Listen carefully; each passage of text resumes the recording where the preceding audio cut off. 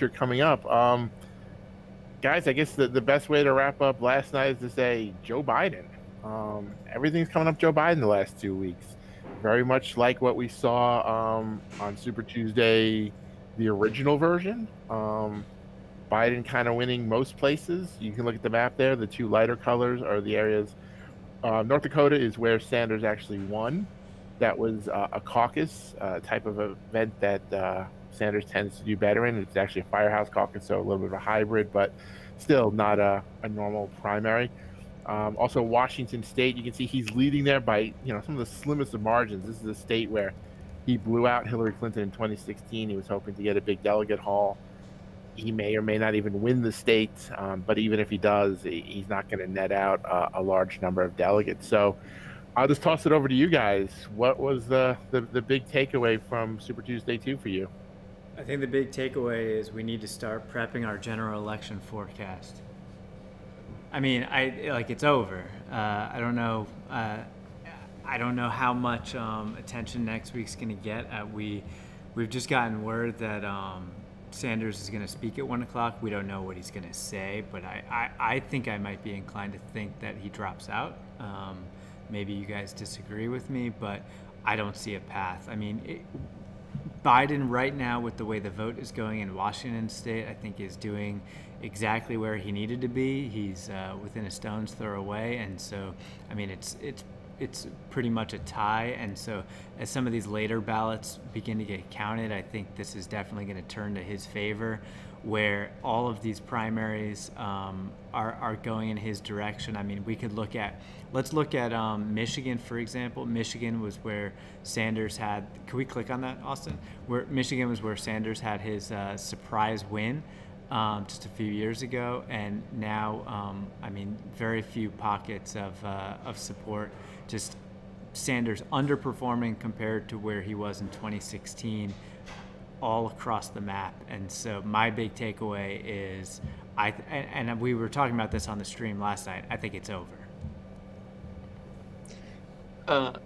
About a week and a half ago, the thought was, well, maybe Biden will in fact come from behind and assert himself as the anti-Bernie. But the fear was that he was sort of a regional candidate and he would do very well in the South, but then lose everywhere else. It seems like Bernie is the regional candidate. He can kind of win in the Mountain West and in the West, but then he gets blown out everywhere else.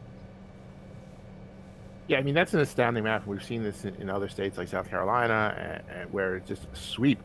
You would think that with, there's some big college towns in Michigan, East Lansing or Ann Arbor, the kind of places where you would expect Sanders to be able to pull out a win, at least in a county, if you're sort of grading on that kind of curve, going, well, he's not going to win the state, but he should be able to win these heavily college areas, and he's just not.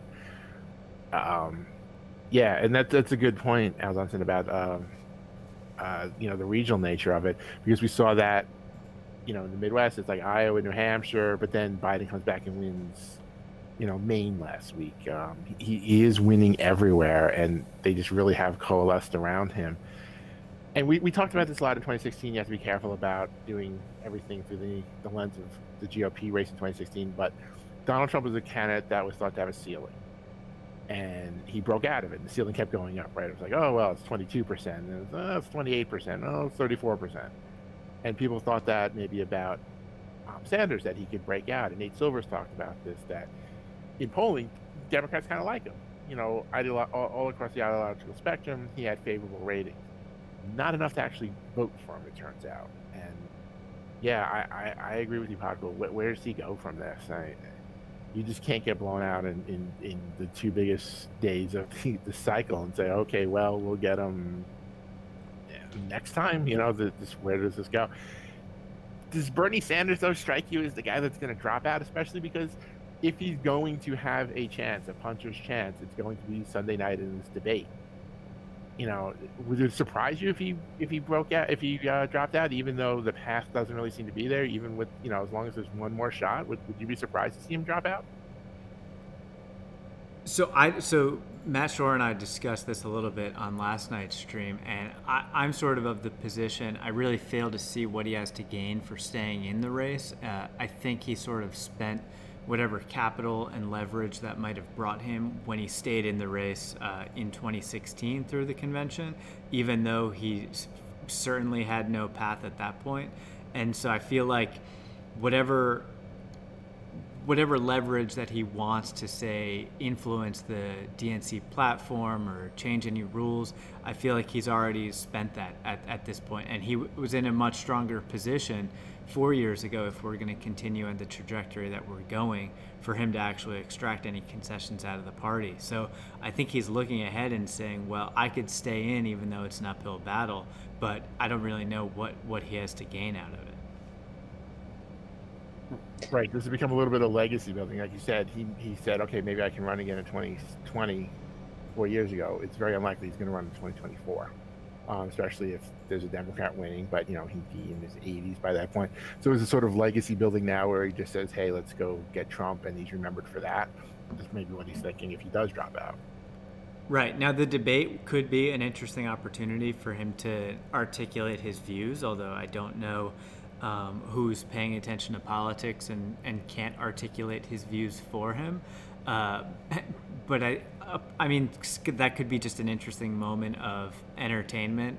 But also, it could be a moment of, let's say he bows out and says he is going to support Biden. That could just be a moment for them to turn their eyes on the general election and do some I guess, not a debate on that evening. But I just don't see what Bernie, I don't see a path for him, and I don't see what he gets, what he could possibly get for staying in the race needlessly through Milwaukee. Now, to play devil's advocate for a moment, the debate is an opportunity, and I think it's an opportunity not so much for Bernie to break out as it is for Bernie to kneecap Biden, perhaps. Biden is a strong front runner at the moment and has support, as we'll see in the next section, of a sizable majority of the Democratic base. But I think there are still concerns about him as a candidate, and so it is an opportunity for him to expose those. Now, to what end, I think, is the question, because I don't think that there's, after tonight and after the March 17th states, which are largely baked in already because of early voting, I don't think there's a path for Bernie to win. So if he weakens the Democratic frontrunner, that might actually be a bad thing for him, because he still loses, but now he has weakened the Democratic nominee. Yeah, and that would be something to watch going forward, right? Is we talk about this incredible turnaround of Biden in the last 2 weeks. He was in some deep trouble for real reasons. He does have challenges and flaws as a candidate, as they all do. And it's sort of been lost in the shuffle of this tidal wave turnaround. But, there's going to be a long campaign. And really it does come down to where does Sanders really want to fit into how this kicks